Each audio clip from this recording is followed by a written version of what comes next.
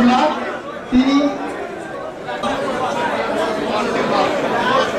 যে আজকের এই কার্যালয়টি সামনে অগণিত তার স্বামীর আমেনা বেগমের সহায়তা দানের উদ্দেশ্যে এবং উদ্যোগ শাসনে সংসদ সদস্য বঙ্গবন্ধু যাতে করে ওনার এই সোয়াবটা ওনার কথায় এটাই আমরা সকলে আশা করি। সুতরাং এই সোয়াবটা যদি ওনার নামে বর্তাইতে হয় তাহলে এই কাজটা পরিচ্ছন্ন ভাবে সততার সঙ্গে নিষ্ঠার সঙ্গে এই কাজটা পরিচয় করতে হবে। এবং আমি মেয়র মহোদয়কে অনুরোধ জানাবো যে আপনার সুদক্ষ সুনির্দিষ্ট এবং সুদৃষ্টির মাধ্যমে এটাকে আপনি পরিচালনা করবেন।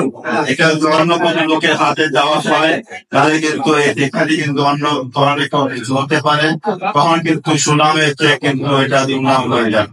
এটা খুবই একটা পবিত্র জিনিস আপনারা করেছেন, আপনার মার জন্য এটা করেছেন।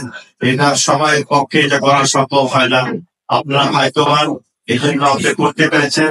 ওইটা আপনার উপরে আল্লাহ রহমত আছে দেখে কিন্তু আপনি করতে সমর্থ হয়েছে। আমরা প্রথম আমি 2016 থেকে শুরু করি, আমি সমাজ কল্যাণ অধিদপ্তর থেকে 1 বছর সময় গেছিল। এটা বহু মানব সেবার একটা প্রতিষ্ঠান এবং সুস্থ মানুষের সেবা দেওয়ার প্রতিষ্ঠান। এটা নন প্রফিটেবল অর্গানাইজেশন, এটা লাভের কোন অর্গানাইজেশন না। সুতরাং এই প্রতিষ্ঠানের মাধ্যমে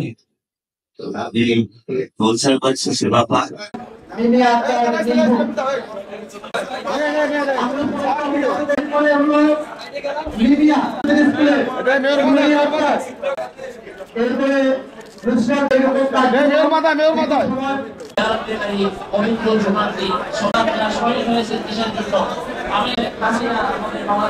প্রধানমন্ত্রী